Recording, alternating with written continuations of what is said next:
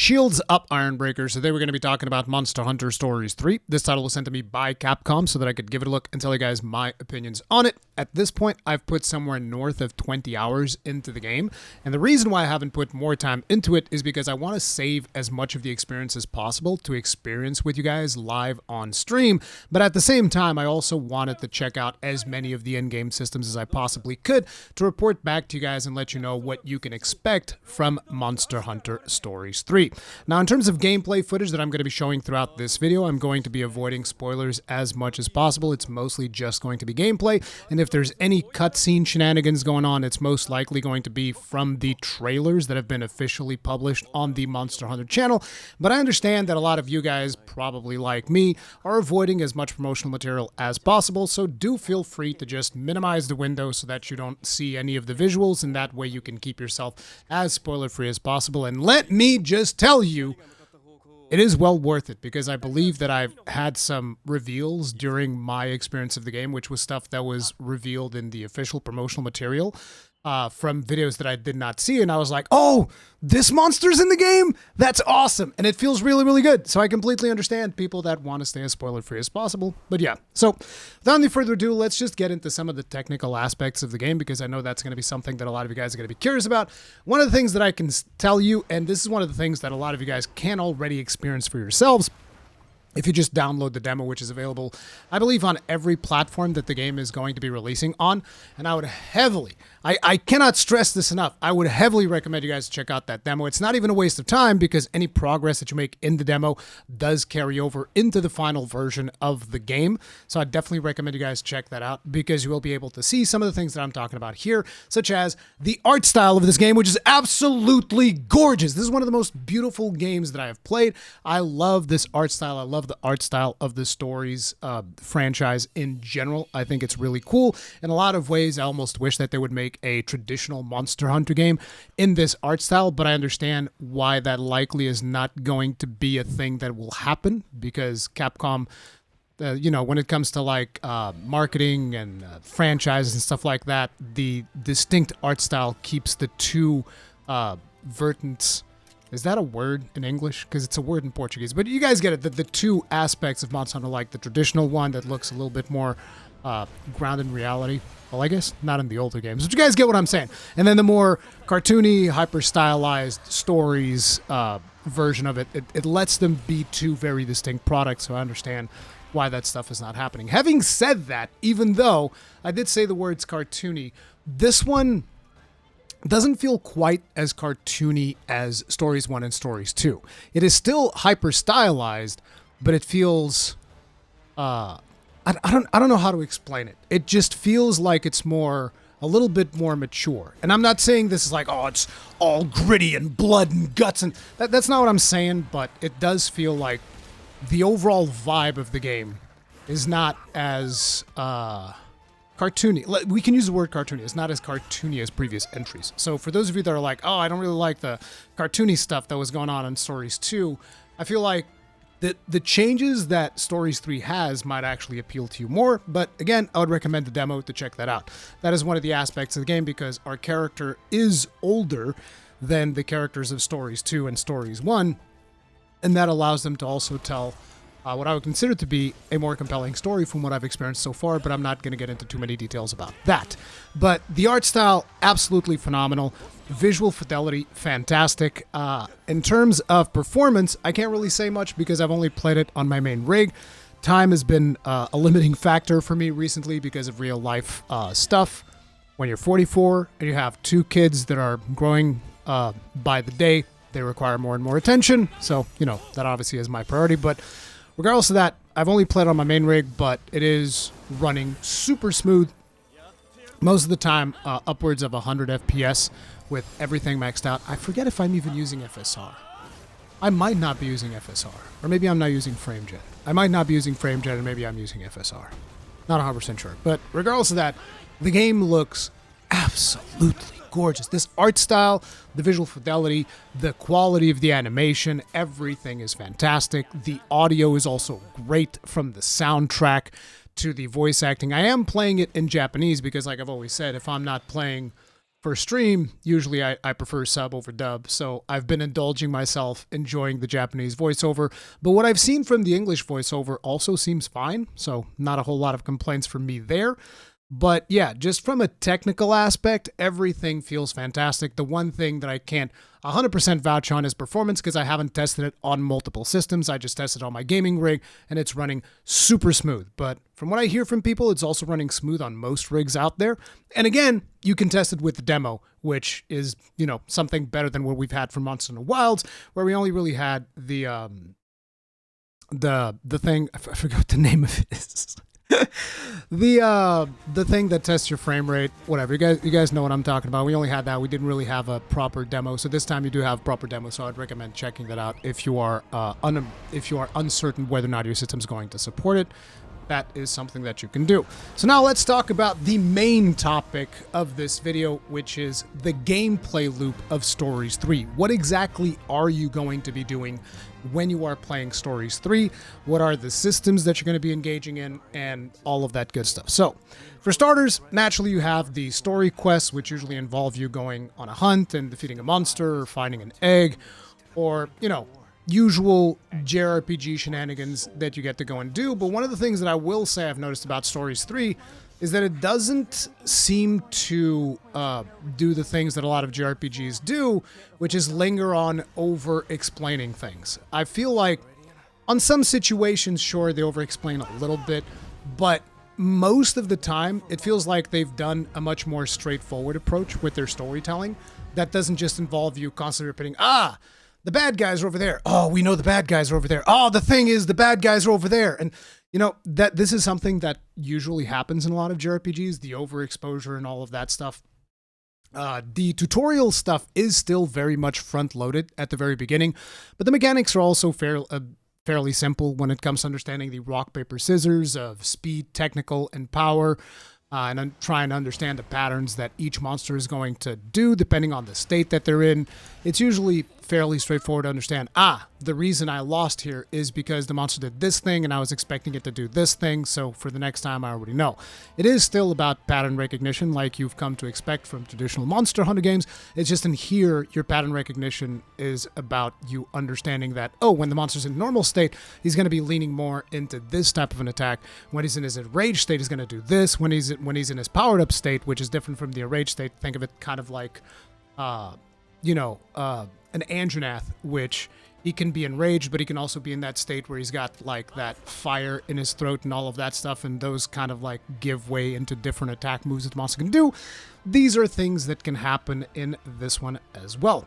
The combat feels pretty solid. Like if you've played previous stories entries, you should be fairly familiar with it, but basically you get to choose different monster parts. Different monster parts are going to be vulnerable to different types of attacks. The weapons available in Stories 3 are the greatsword, longsword, the bow, the gun lance, the hammer, and the doot stick, the hunting horn. It's funny that doot stick comes to my mind faster than hunting horn.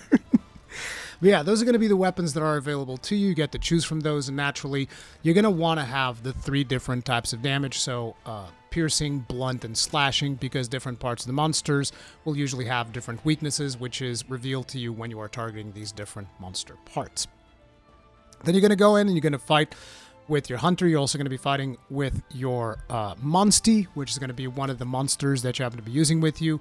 You can kind of like change the monsters that you're using. You get to have a party of 6, so you'll want to like spread yourself around with like different element types, different attack types. Certain monsters prefer to do more speed attacks, other monsters prefer to do more technical attacks, but you can also get them to learn different types of attacks, and you can really min-max your Monsties to the nth degree. And that is basically the crux of what you want to be doing in Monster Hunter Stories 3. Whereas in a traditional Monster Hunter game, the whole thing is you're min-maxing your hunter through your armor, through your weapon, through your decorations and all of that good stuff. And here you also get to do that, but to a lesser degree, because the more important thing is min-maxing your Monstie, because the Monstie is going to be the really big source of damage.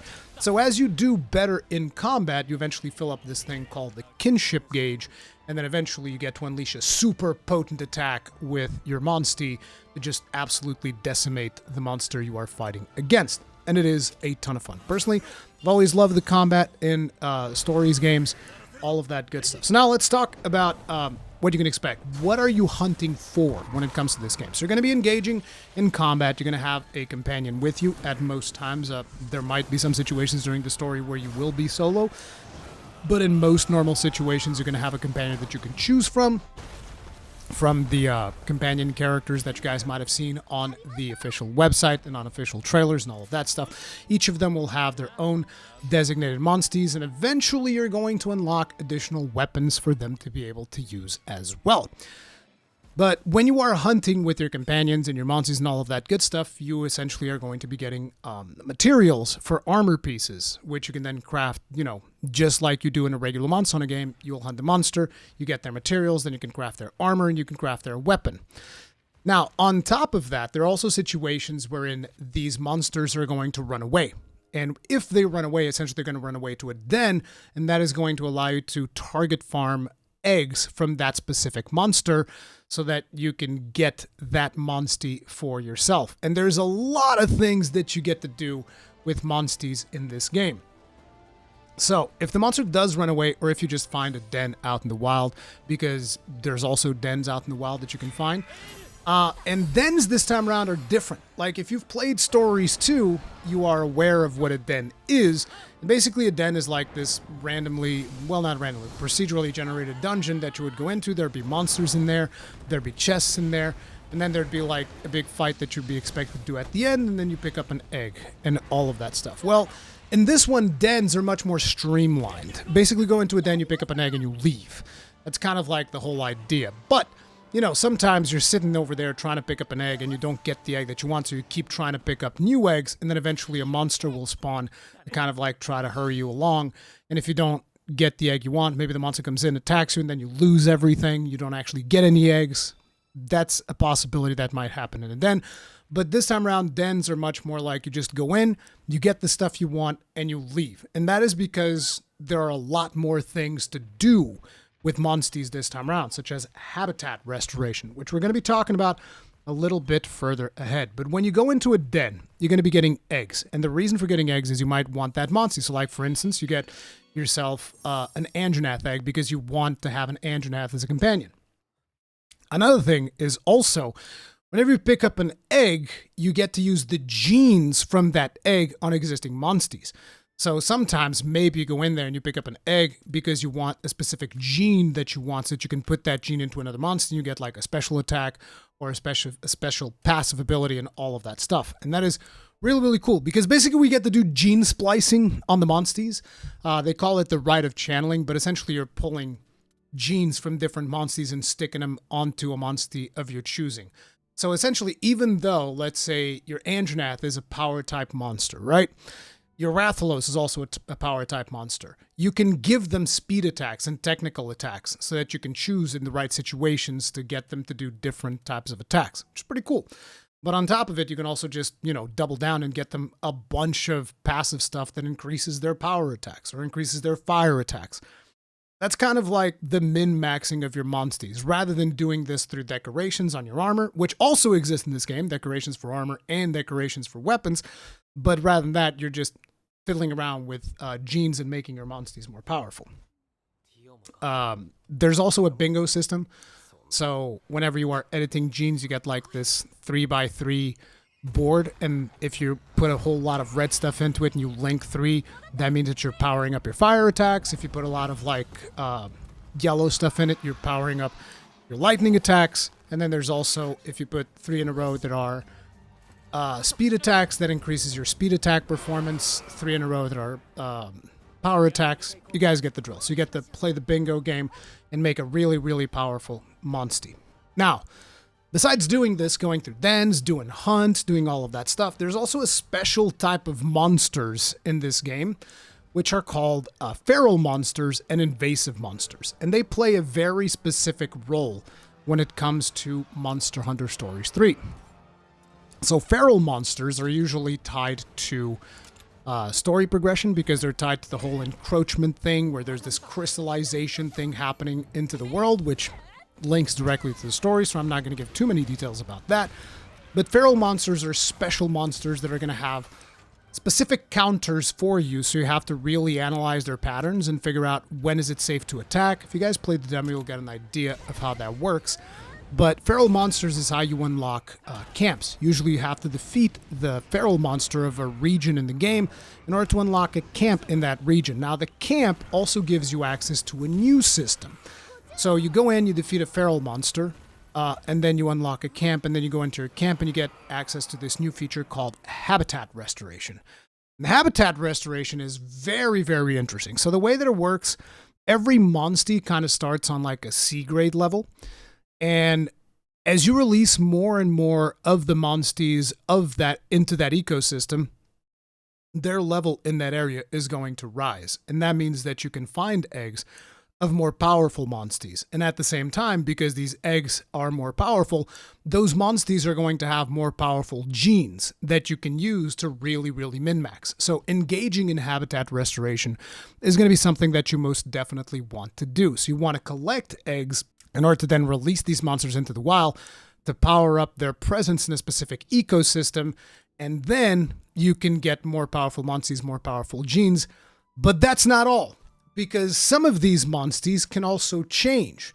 So, for instance, each of the areas in Stories 3 is going to have an element associated with it. So you have like, oh, here's this area that's got like the lightning element, and then there's this area that's got like the fire element. And this enables you to add another degree of customization to your Monstie. So, for instance, an example that I can give you that just happened organically, I wasn't really trying to do it, but, you know, I saw, oh, this place has Anjanaths, so I'm going to put a whole bunch of Anjanaths out here and raise their level so that they become more powerful.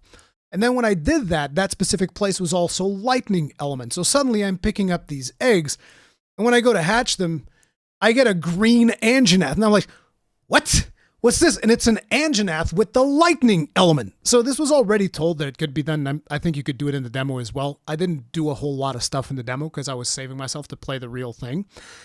And it's just a really cool system because basically let's say, oh, I want to have like, I don't know, let me say something crazy. Like, how about an ice Rathian? You go to Frost Zone, you put a bunch of Rathians in there, and you probably can get yourself a Rathian that is proficient with ice attacks, which is really, really cool. You can really do some crazy stuff. So some of the things that I've gotten throughout my experimentation, because like I said, I'm trying to save as much of it for stream as possible, but I got like a lightning Chattacabra and a lightning Anjanath, and they show you a fire Tobi Kadachi. So these are some of the things that you can do. But that's not all. See, because some monsters in specific zones, they actually can mutate. So I'm going to give you the example that they discuss in the demo because I really don't want to spoil anything for people. But basically in the demo, they give a hint to you. They're like, we want the queen to come back, so you need to release a bunch of Rathians into the ecosystem, and that's going to bring the queen back. Naturally, those of you who are familiar with monsters in Monster Hunter, if you hear the words Rathian and queen, you know they're talking about Dread Queen Rathian. And that is something that you can do. So there's this area where if you get your Rathians up to like, I think it's A grade or S grade, when you get your Rathians up to that by releasing a bunch of Rathians into the ecosystem, it mutates. And then you start getting Dread Queen Rathians in there. And then you can catch Dread Queen Rathians as Monsties for you. I found that to be really cool because, you know, then you get special Monsties. I've only gotten another one that mutates, but I've been checking like all of the different ecosystems and stuff. Whenever I go to a different ecosystem and I unlock a new camp, I'm always like going through all the Monsties, seeing, oh, is there a mutation one here so that I can release a bunch of them in there and get a new mutation. But it's just really cool discovering those. But that's not the only thing, because on top of that, there's also invasive monsters. Now, invasive monsters is basically kind of like a little mini puzzle game. So eventually you'll run into areas where there's an invasive monster, and what happens is that invasive monster is guarding an egg of an extinct species. The example that I can give you guys of this, again, without going into spoiler territory, is going to be the Rathian that is shown on the demo. Because you have to go into this area, and there's like a Yangaruga in there. And the whole thing is you have to kind of like navigate the area in a way to avoid contact with the Angaruga, get a bunch of like footsteps and stuff like that. And that is going to reveal the weakness of the invasive monster. And then you engage the invasive monster in combat, but you can't defeat it because you simply can't. So what you have to do is you have the tips of the mechanics of what you have to deal with. You figure out the puzzle, you do the correct attacks, and you kind of like get the monster to retreat. Monster retreats into its den. There's going to be an endangered species there, and then you go over there, and you're going to be able to get an extinct species, which in the case of the demo and, you know, the first monster that you get to do in the real game is Rathian. Rathian has gone extinct. And Yangaruga is the cause of its extinction because it's an invasive species, came in, took over, and after you defeat the Yangaruga, you get to find like this Rathian egg crystallized. You're going to be finding a lot of new monsters that way. So you find an invasive species, and there's tons of them. There's tons of invasive monsters. So I haven't done all of the ones that are available to me. Also because some of them, I feel like they're way higher level than what I would be able to deal with. Like, I'm not one of those people that went into the demo and just decided to go kill all of the hardest things that were in there, which I'm not even going to name what monsters there were, because there are some secret monsters in the demo as well. But, yeah, I play these a little bit more vanilla than that. But yeah, that's another thing, monster mutations, extinct species that you get to bring back and then kind of like put back into the ecosystem. Then you can get eggs from them and all of that stuff. And then naturally, there's also the story, the side quests, and the companion side quests. So story quests, they are very clearly labeled so that you don't do them by mistake, because in case you want to, you know, do some side content, do some companion side quests and all of that stuff, you'll be able to see, okay, that is the story. And usually before big moments in the story, they even tell you, oh, whenever you come here and you talk to this guy, things are going to advance. So make sure that you do all the things that you want to get done before. So it's not easy getting hard stuck, at least from what I've experienced so far in my 20 hours of gameplay. It's not easy getting like hard stuck out of stuff that you maybe wanted to do. As a matter of fact, I don't think it happens at all, but you know, I haven't finished the game, so I can't really say that for sure. But yeah, the story bits have been pretty good. There's actually some stuff that happens in the story after the events of the demo that really surprised me. Like, I wouldn't have expected that to happen in a Monster Hunter story. And it was one of those things I was like, they're going places. This is good. Like, it got me really excited for what we can see in the future. But yeah, so that's the story stuff. That's been pretty fun. The side quests, though, those have not been the most interesting. It's, you know, traditional stuff that you'd expect from JRPGs, like, oh, go over here, hunt 2 of these monsters, go over here, collect this thing, go over here. It's side quest stuff, okay? You do it and you get rewards. Then there's the companion side quests. Those are more important. Even though they're classified as optional, I wouldn't really say they're optional. So if you're playing the game and you're enjoying the game, I would definitely recommend do the companion side quests, even if you don't enjoy the story, because, you know, they do give you more details on the story, the backstory of each of the characters and how they've, you know, come to the point at which they join the Rangers and all of that stuff. And it's cool little stories. Like, I like those. I think they're fun. But I understand that for a lot of people, like, oh, I want to do the main story and I want to focus on min-maxing, don't really care about this companion side stuff. I would still heavily recommend that you do them because they give you recipes. So to give an idea, one of those gives you the recipe for big barrel bombs, which are very important for certain things in the game. So therefore, you might want to be doing those quests. So I definitely recommend when you get companion side quests, go ahead and do those because they're very important, not just for the story component of it, but also because you get special recipes and special stuff that is going to be useful for just playing the game in general. But so far, the experience has been absolutely phenomenal. I'm probably going to stop playing it at this point. It's going to hurt because it's still like over a week before I get to actually play the game again. But at the same time, I don't want to play anymore because I want to share the rest of the experience with you guys. It's been a really, really fun experience so far. I can't wait to jump more into it. And share it with you guys. But my recommendation at this point is do avoid spoilers as much as possible. There's so many surprises in the game. There's so many things to do. There's so much content. And it's so much fun. Like, so much of these 20 hours have been spent me just roaming the land, picking up eggs, and doing like habitat restoration and doing min-maxing on genes and all of that stuff, because I find those systems to be really, really fun and engaging. As a matter of fact, it's almost like they didn't need to put in side quests, because I make my own side quests in the game. See, the side quests are actually not that interesting for me. The companion side quests are cool. The normal side quests is just busy work, but I can usually have more fun not doing those and just like, oh, I want to go get this egg, and then I'm going to get this gene, and then I'm going to power up this Monstie, then I'm going to release this one into the habitat, it's going to mutate into this other Monstie, then I'm going to get that one, raise it up to S, then I'm going to get eggs from it, I'm going to power it up. It's like just a min-maxing aspect of Monsties keeps me so engaged that I can be playing this game for like 5 hours and achieving literally nothing in terms of the actual progression of the game, but just becoming more and more powerful. Because that's just that much fun to me. Because that's the whole chase of Monster Hunter. I cannot recommend this enough. And I understand that for a lot of people that play traditional Monster Hunter games, you look at something like Stories 3 and you're like, I'm not really into the whole turn-based shenanigans. It's not for me. Please check out the demo. It's worth checking out the demo. I feel like a lot of you guys are missing out. And yeah, the demo is just like a no-brainer because it's free.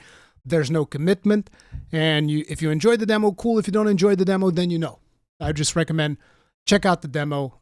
This game is right now a super easy recommendation for me, even though this is not really a review, just a preview. But I can't wait to play more on stream with you guys. If you enjoyed this video, hit the like button, subscribe, bell notification icon, all that jazz. And I'll see you guys in the next one. Stay strong, stay safe, peace out.